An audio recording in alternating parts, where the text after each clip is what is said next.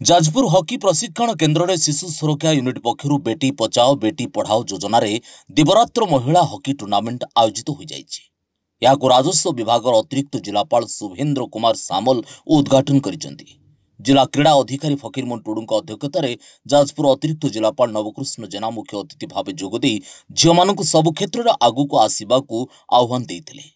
सम्मानित अतिथि शिशु सुरक्षा अधिकारी निरंजन कर, शिशु मंगल समितिर अध्यक्षा रोक्साना जेना, किशोर न्याय परिषद सदस्य प्रीतिलता सामंतराय प्रमुख जोगदे भल पाठ पढ़ा सह क्रीड़ा एकांत आवश्यक बोली मत प्रकाश करते।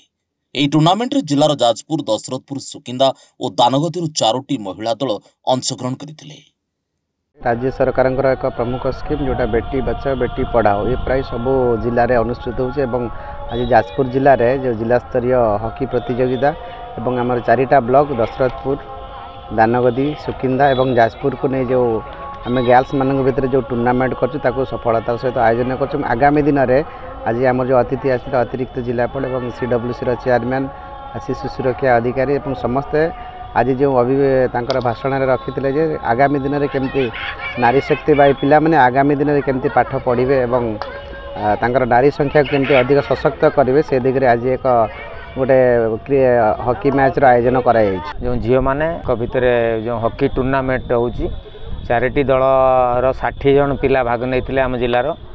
यहाँ गोटे नियारा हॉकी खेल कारण यहाँ बेटी बचाओ बेटी पढ़ाओ कार्यक्रम को सेमानकर उत्साहित करवा और सेमानक मनोबल दृढ़ करवा एवं जातीय स्तर में आउ राज्य स्तर में किभली से अन्यान्य हॉकी खेलाड़ी भली ना सुनाम अर्जन करेंगे जाजपुर से खेल आयोजन होती। आउ गोटे अन्यतम आकर्षण है आमर ये जो जाजपुर हॉकी स्टेडियम रे एटा आयोजित होती फ्लड लाइट रे खेल होती। आमर ADM सार मुख्य अतिथि आमर शिशु मंगल कमिटर अध्यक्षा आमर जुवेनाइल जस्टिस किशोर न्याय परिषदर सदस्य समस्ते आज अच्छा। विशेष भाव स्पोर्ट्स अधिकारी को मुझे धन्यवाद देवी कारण सी तांकर ये आयोजन तांकर आमर आर्थिक प्रोत्साहन आंकर ये आयोजन तांकर जो कोऑर्डिनेटेड एफर्ट द्वारा आज ये सफल होती।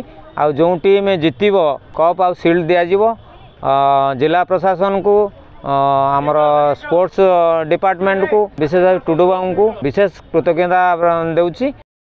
जाजपुर सुनीलिका साहू की रिपोर्ट, जाजपुर न्यूज।